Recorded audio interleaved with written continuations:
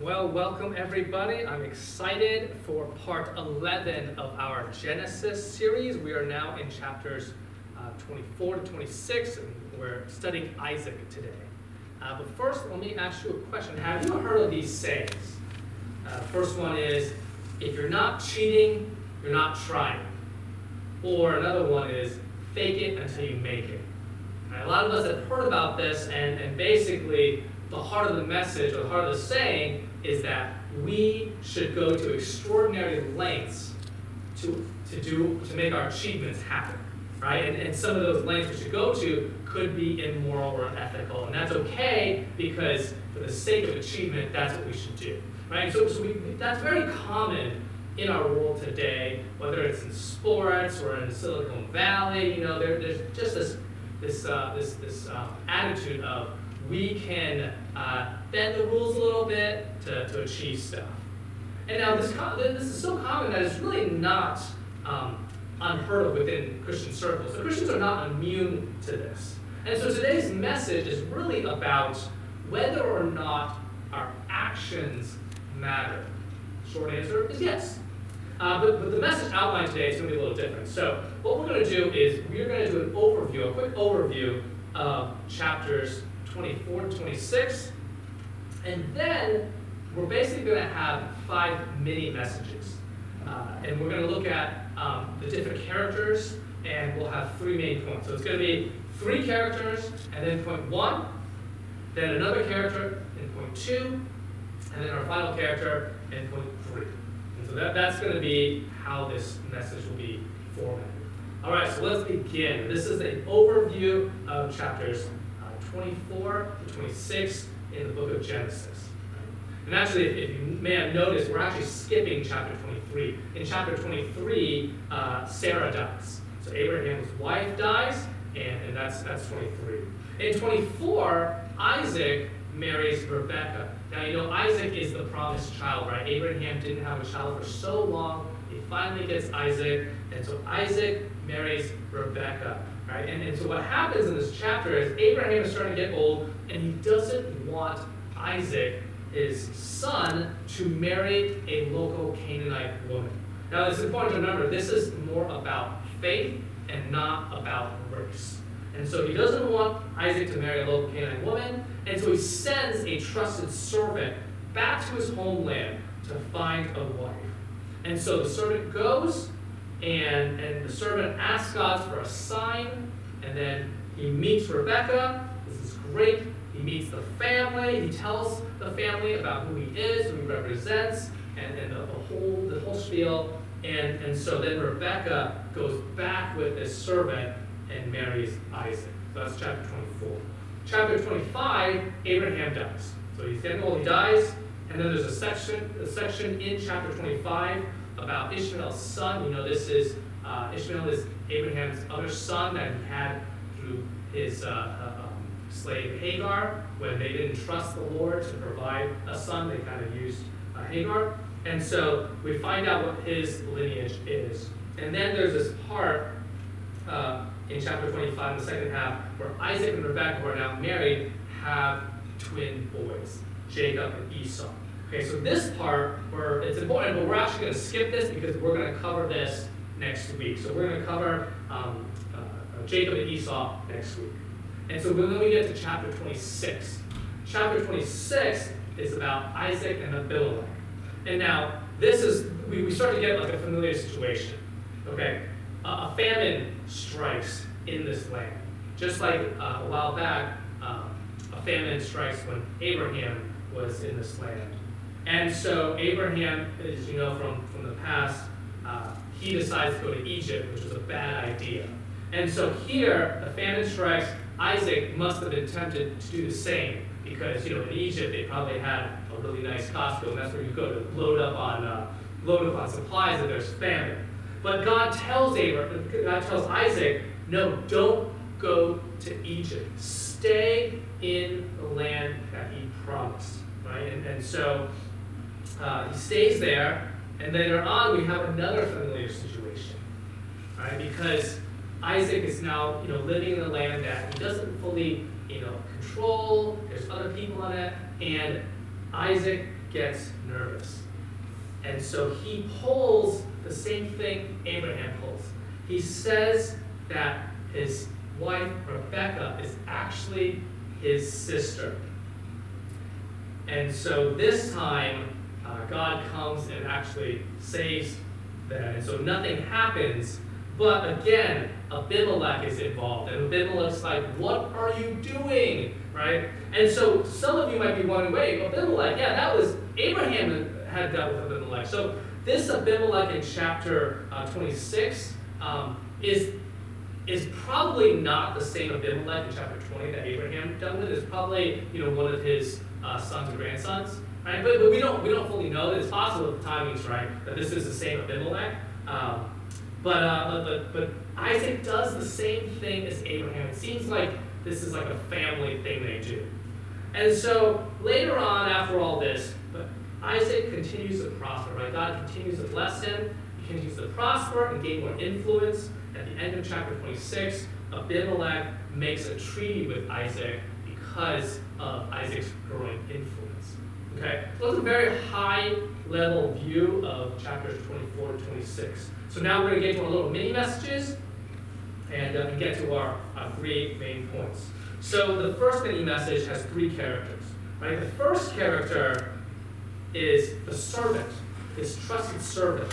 And now I would argue that in this, in these chapters, the servant is actually our main character. He's the best character. He really has a lot of qualities that we want in ourselves and that we want to see in God's people.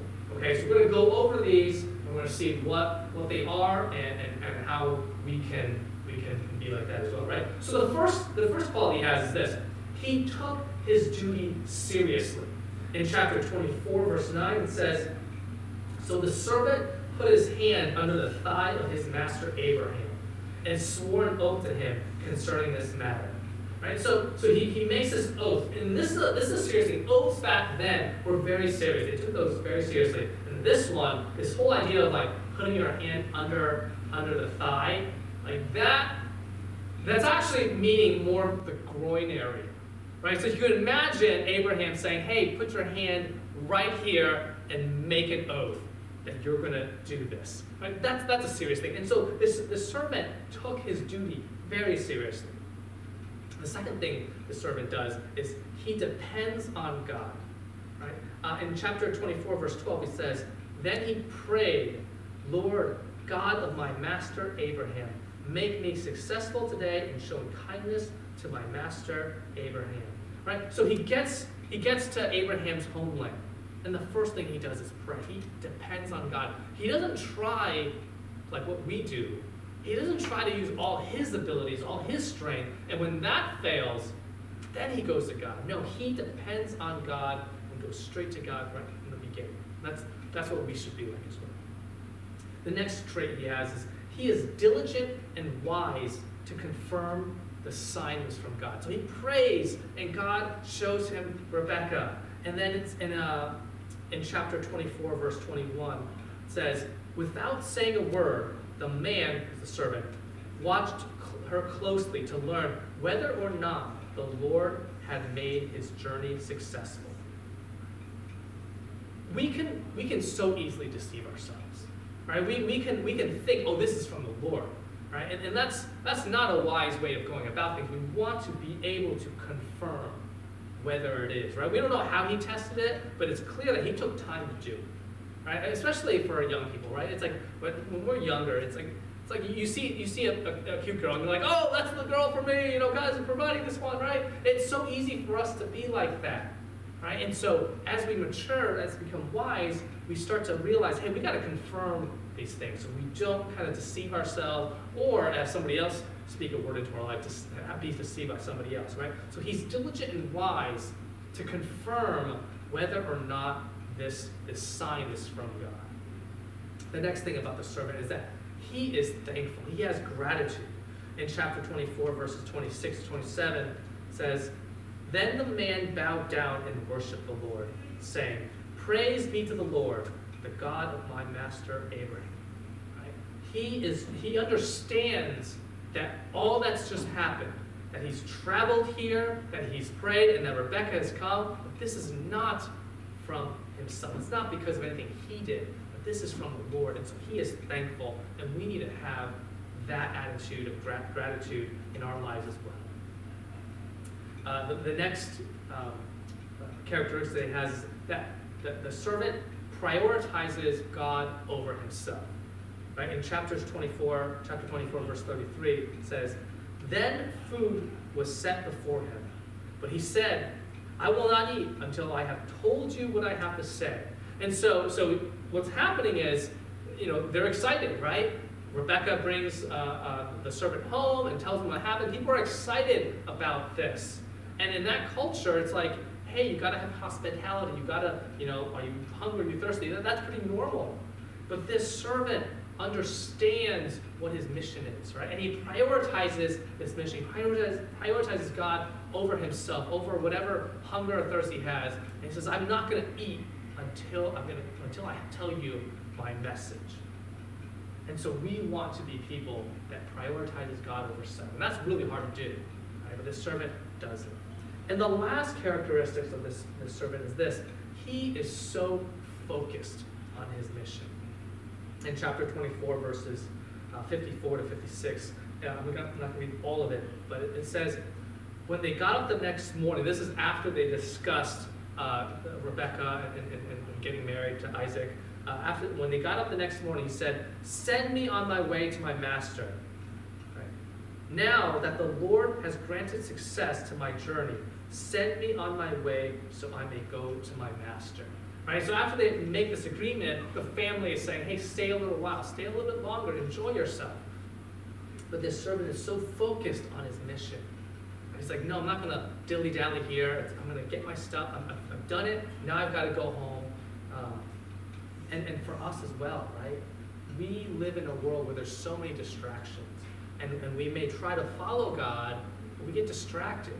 And the servant shows us that he's focused. Right? He's just laser focused on his mission and serving God. And so that's the servant. Okay, and the servant's actually, because I really think he's like the main character here, I devoted most of my time to him. So the rest of the characters, it's going to be less.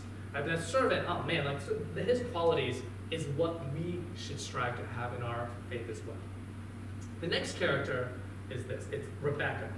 Right? In chapter 24, in verses 15 to 20, it's a long one, I'm not going to read it, but that part, it really shows us Rebecca's character. As she is someone of purity. She has a servant's heart, and she's kind. Those are qualities, it's interesting, those are qualities we all want, and we all want in our children, but oftentimes, if we are honest with ourselves, and we look at the resources, the energy we put into ourselves and also in raising our kids, those are not the qualities we're really putting a lot of effort in. Right? We're usually putting efforts into helping raise our kids to be smarter, hardworking, and successful, right? Those are the things we're always pushing. But this, to have a pure heart, to have a servant's heart, and to have a kind heart, that is what Rebecca showed. That's what we should really ultimately prioritize. And another great thing about Rebecca is that she has big faith. In chapter 24, verse 58, it says, "So they called Rebecca and asked her, 'Will you go with this man?' 'I will go,' she said." And so they asked her, hey, all this has happened. Are you willing to marry Isaac, this person you've never met? And she says she will. That's a big deal. Remember, the servant had to go all the way back from Canaan, all the way back to where Abraham was from. So this is a big journey. Rebecca is going to leave everyone and everything she knows. So this takes a lot of faith for her. Right? In our lives, you're probably not going to be asked to marry someone you don't know and travel far away. But God's going to ask you to do something. God's going to call you to things that are going to be scary. Right? And then so we need to have big faith, just like Rebecca, to be able to obey and go. Whatever that looks like for us. It could be anything. Okay. And so the third character in our first section for our first point is Abraham himself. Right? And so we're not looking at Abraham in what he did, but more about what he understood. Because the first thing Abraham understood is how easy it is to be led astray. In chapter 24, verse 3 to 4, it says, Abraham says, I want you to swear by the Lord, the God of heaven and the God of earth, that you will not get a wife for my son from the daughters of the Canaanites, among whom I am living, but will go to my country and my own relatives and get a wife for my son Isaac. Right? Abraham understands that we're easily influenced. Right? Like, well, that's just humanity. We influence others, others influence us. And this is really important. So for Abraham, he understands God's call for him. He understands God's call for his whole family. And so he wants Isaac to marry somebody from his people. Remember, this is about faith, not about race. Okay? Because Abraham understands how easy it is for us, especially in like a marriage relationship, to be influenced and then led astray. The second thing that Abraham understood is how easy it is to doubt. In chapter 24, verses 5 to 7, it says, what if the woman is unwilling to come back with me? Shall I then take your son back to the country you came from? Make sure that you do not take my son back there. The Lord spoke to me and promised me an oath. And so the servant understands, hey, this is a big ask. And so he says, okay, what happens if I find somebody great, but they don't want to come back? Well, maybe I'll just bring Isaac there, and you can continue, your lineage back in your home country, right? But Abraham understands, no, God has made a covenant with him. God had promised him this land that they're in. And so God understands it's very easy to doubt. Right? When things don't go well, it's so easy to doubt that maybe God is not going to come through in his promises. And so Abraham makes the servant promise that no, you will not take Isaac back home, but that you're going to find a wife and bring her here. And so the first point is this: how you live matters. Right? We see the example of the servant, and how he took his duty seriously, how he depended on God, how he was diligent and wise. Right? He prioritized God over himself. He was thankful. We saw in Rebecca her heart of purity and her servant's heart and kindness. Right? We saw her big faith. We saw how Abraham understood how easy it is to be led astray and understood how easy it is to doubt. And so how you live does matter. And we see this amazing three characters and how they model how we should live. And so the second point comes from the character of Abimelech.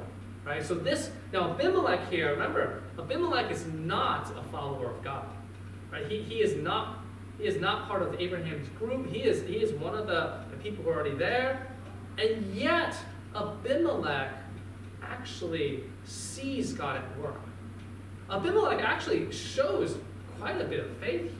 Right? In chapter 26, verses 28 to 29, it says, this is Abimelech when he's talking with Isaac, trying to make a treaty with him. He says, we saw clearly that the Lord was with you. Now you are blessed by the Lord. And so Abimelech, what's happening is, whatever Isaac is doing, he's being blessed and he's succeeding. And Abimelech sees this. And he understands that this is not from Isaac. He sees that this is from God. I mean, it's incredible that here, Isaac has this moment where he doesn't show faith, right? God told him to stay here and not go to Egypt. Why? Probably because Isaac was tempted to go to Egypt, right? And then Isaac tells the people around him, oh no, Rebecca is my sister and not my wife, because he's scared, right? He doesn't have that faith. And yet Abimelech, a local king who is not a worshiper of God, who does not believe, has shown more faith and respect for God than Isaac. And so here's the second point. How you live is noticeable, right? How you live matters. And as you live in a way that God has called us to, how you live is noticeable. People will notice, right? And they may notice in different ways, but it's not just people will notice because you are being blessed by God, right? People will notice how you deal with struggles, right? When you live out your faith and actually have peace in the midst of whatever you're dealing with, people will notice that. Right? And it's incredible. And unfortunately, on the flip side, if we live in a way that is really incompatible with the gospel, people notice that as well. Right? Unfortunately, we live in a country right now where there's huge swaths of Christians who are all about like trying to gain political power, right? And people notice that, and they start to think, oh, is this what being Christian's about? And yeah, on the flip side, on the good side, when we have peace in struggles, when we have joy in all circumstances, people will notice that and they'll be drawn to Jesus.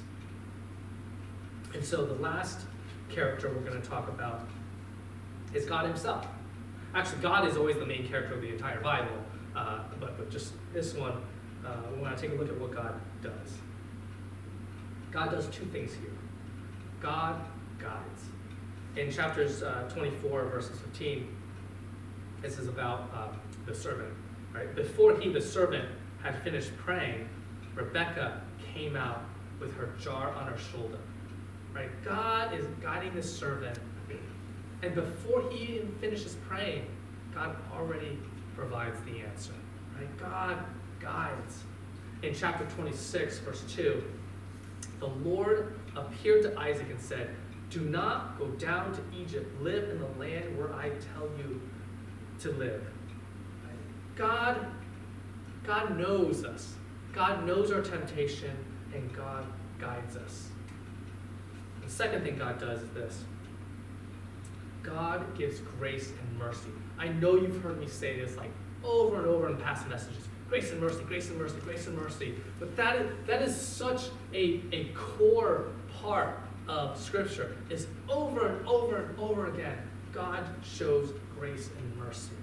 In chapter 26, verse 12, it says, Isaac planted crops in that land, and the same year reaped 100-fold, because the Lord blessed him. This was shortly after Isaac had the lack of faith and said, Rebecca is my sister and not my wife. Right? And so this is not because Isaac has done good things or he's earned this.